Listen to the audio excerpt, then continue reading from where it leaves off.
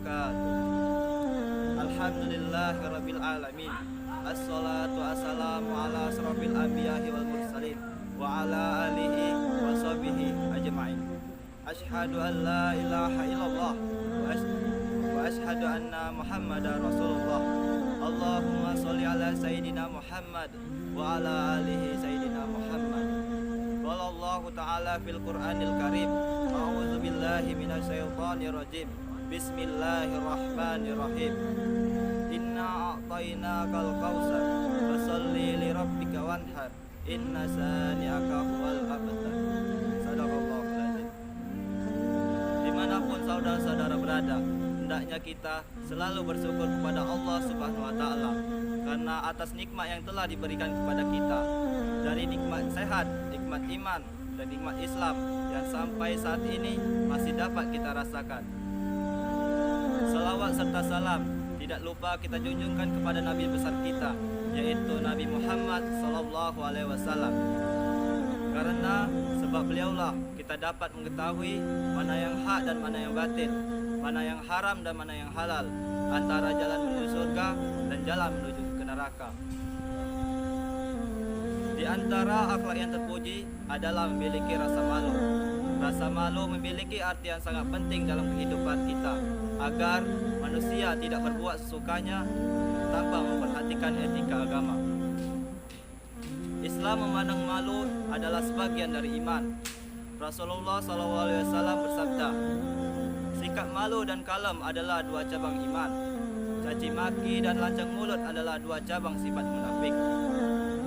Tetapi pada zaman kita sekarang, banyak orang kerap memilih istilah tak tahu malu untuk mempertunjukkan perbuatan yang kurang ajar atau kebal muka. Banyak orang-orang mempertontonkan auratnya di tempat-tempat umum. Bahkan di zaman kita sekarang, banyak orang-orang berbuat zina, dari zina yang kecil hingga zina yang besar. Namun hal itu telah dianggap hal yang biasa. Padahal Allah Subhanahu wa taala telah melarang kita untuk berbuat zina di dalam surah Al-Isra ayat 32. Bismillahirrahmanirrahim. Wala taqrabuz zina innahu kana fahisatan wa sa'a sabila. Sadaqallahul adzim. Dan janganlah kamu mendekati zina. Zina itu suatu perbuatan keji dan suatu jalan yang buruk. Coba misalkan orang tua pada zaman sekarang seperti Umar radhiyallahu anhu, pasti banyak orang-orang takut untuk berbuat zina. Umar radhiyallahu anhu memerintahkan pencabukan terhadap anaknya Abu Sahma hingga ia tewas karena zina. Padahal ada beberapa anjuran sahabat untuk membentieskan perbuatan anaknya. Namun hal itu ditolak tegas oleh Umar radhiyallahu anhu. Apa yang dikatakan Umar kepada anaknya? Kata Umar, "Hai anakku, lebih baik engkau menerima hukuman ini sekarang daripada nanti ayahmu menanggung malu di hadapan Allah di akhirat." Perlu kita ketahui saudara-saudara, ada seorang hukama mengatakan, barang siapa menutup dirinya dengan baju malu, maka aib pada dirinya tidak akan terlihat orang. Nabi SAW bersabda, "Wahai manusia, kalau kamu tidak malu, berbuatlah sesukamu." Dan perlu kita ketahui, ada 3 rupa sifat malu yang harus kita terapkan di dalam diri kita, yaitu malu kepada Allah Subhanahu wa taala, malu kepada orang lain, dan malu kepada diri kita sendiri. Yang pertama yaitu malu kepada Allah Subhanahu wa taala adalah dengan mengikuti perintahnya dan menjauhi larangannya. Rasulullah SAW bersabda, barang siapa memelihara kepala dan isinya, perut dan muatannya, menepiskan perhiasan dunia, mengingat maut dan siksa, berarti dia sudah berbuat malu kepada Allah dengan malu yang sesungguh-sungguhnya. Pernah suatu ketika ada seseorang datang kepada Rasulullah. Dia meminta nasihat. Ia pun berkata, "Wahai Rasul, berilah aku nasihat." Rasulullah pun bersabda, "Hendaklah kamu malu kepada Allah Azza wa Jalla seperti halnya engkau malu kepada orang-orang yang terhormat dari kaummu." Yang kedua, yaitu malu kepada orang lain, adalah dengan menahan cacian dan meninggalkan keburukan secara terus terang.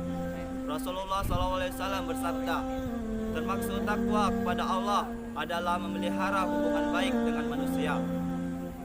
Bentuk malu semacam ini bisa muncul dari tata krama dan sopan santun sesama manusia. Karena itu Rasulullah SAW bersabda, barang siapa mengenakan jilbab haya atau malu, ia takkan terfitnah. Yang ketiga, yaitu malu kepada diri kita sendiri, adalah dengan kesucian diri atau meninggalkan keinginan yang hina dan melihara perenungan diri. Ada seorang ahli hikmat mengatakan, hendaklah malumu kepada dirimu sendiri lebih besar daripada malumu kepada orang lain. Bentuk malu atau haya ini terbit dari keutamaan jiwa dan keindahan perilaku kita. Ketika seseorang memiliki tiga jenis sifat malu itu, maka sempurnalah baginya jalan-jalan kebaikan dan tercegah dari biang-biang keburukan. Hidupnya akan terhormat dari pandangan manusia dan mulia dalam pandangan Allah Subhanahu wa taala. Sekian yang dapat saya sampaikan. Semoga apa yang saya sampaikan bisa bermanfaat bagi kita semua. Terima kasih atas perhatiannya dan mohon maaf atas kesalahan dan kurang lebihnya. Saya akhiri, wabila taufik wal hidayah. Wassalamualaikum warahmatullahi wabarakatuh.